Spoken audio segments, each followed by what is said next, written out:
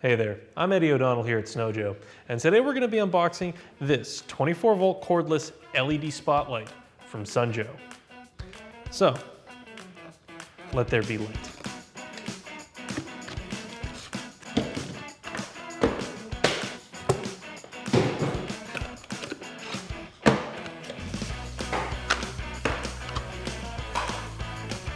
And to turn it on, little trigger right there, you just press that button. As you can see, the head on this does swivel.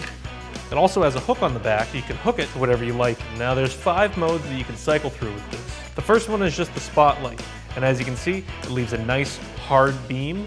The next one is the floodlight, good for filling up a room with light. The next setting is the flood and the spot together at full power, and that's the setting you want when you need the most amount of light possible. The next setting is the warning light, or the SOS pattern, and the final one is the low mode for the floodlight setting. If you're working in a small space that doesn't need a ton of light, this is the perfect mode for that. So now that you know what this can do, go brighten your day up.